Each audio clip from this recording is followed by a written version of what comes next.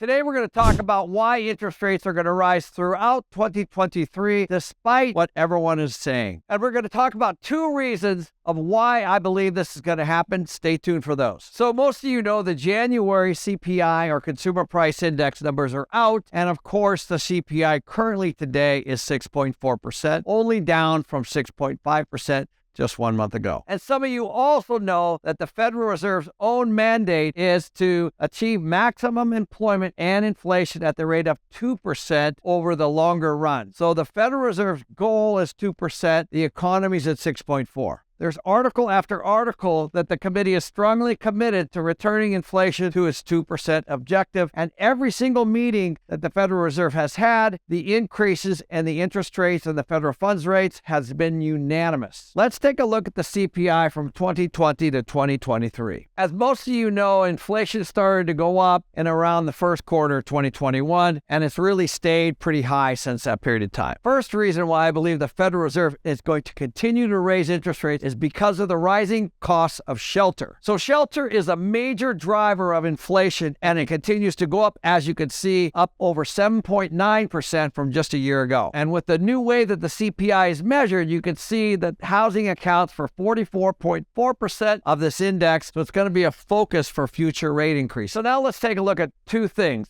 The top one here are houses sold for the United States. And as you can see, they've actually come down a little bit, but not very much. The bottom chart here is reflective of rent in the United States. And you can see this is continuing to grow and it's still going to be aggressive into 2023. So here's the position that the Federal Reserve is in that a lot of people are thinking about. Number one, as residential costs rise, it pushes more people into multifamily and therefore drives up the rents. As residential prices go down, it does the opposite. So if the Federal Reserve continues to increase rates like they have been, it's actually put more people into rental housing. What's happening is shelter costs are going up, and that's inflationary. Interest rates have gone up and will continue to go up, and that will also be inflationary. And the supply of housing, because of the costs are up, is going down, and that will also be inflationary because it's less demand. More people are going from single family into multifamily. So what's happening is residential prices will continue to go down and rents will continue to go up as these people get displaced. So here's where we are now. More than 19 million renters are burdened by housing costs. What you're going to see is lots of government policy and regulation around rent control and rent caps and all kinds of stuff on this issue. However, we still have a housing shortage, and we're going to see somewhere around 3 to 4% rent increases for 2023. While 3 to 4% might not seem like a lot, the average rents are somewhere between $1,500 and $2,000. That could be $50 to $75 more per month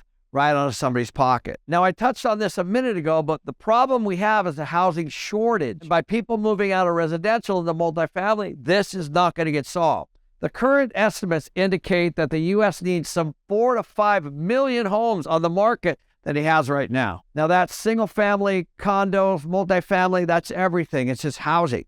So this shortage is the reasons that most people can't afford homes in the United States. The second issue is around wages. As wages go up, it's inflationary, and that's also one of the Federal Reserve's mandates and why I believe they're going to continue to raise rates. So in the bottom chart, right from the Fed, you can see how wages are averaging around $33 per hour. Now, that's private jobs only, but you can see they've steadily increased. There's article after article where you can see that the Federal Reserve is watching this too. As you can see right here, the chairman of the Federal Reserve, Jerome Powell, is saying wages are running well above what would be consistent with the 2% inflation target we talked about earlier. He said at a news conference, we have a ways to go. And many of you know the average pay increases are nearing its highest level in decades, which is also fueling inflation. And of course, if this continues to happen, that could force the Fed officials to raise interest rates even more. So while everyone was celebrating these surprisingly strong employment numbers of 517,000 jobs in the month of January, the Federal Reserve is concerned because at the same time, it's dealing with the lowest labor force participation rate in a long, long time, as you can see here in this chart. What we have here is the lowest unemployment in 53 years, an extremely low job force participation rate, and over 500,000 jobs added last month. This is all a recipe for more rate increases from the Federal Reserve because rising wages are inflationary. So my prediction is that shelter costs are going to continue to go up and affect the CPI in 2023. Even though the price of single-family housing might go down, rents are going to go up as a result of people getting displaced. 2, wages are going to go up because the labor participation rate is so low that the Fed is going to have to continue to raise those and damper the inflationary part of rising wages. 3, interest rates are going to continue to go up through the year as they continue to battle inflation, which is right now at 6.4%. 4, what's going to happen to real estate? Well, residential housing is going to continue to tumble as these interest rates go up, like it already has done in the last 6 months, and multifamily or rentals is going to go up as a result of these people moving over to here and creating more pressure due to a lack of supply.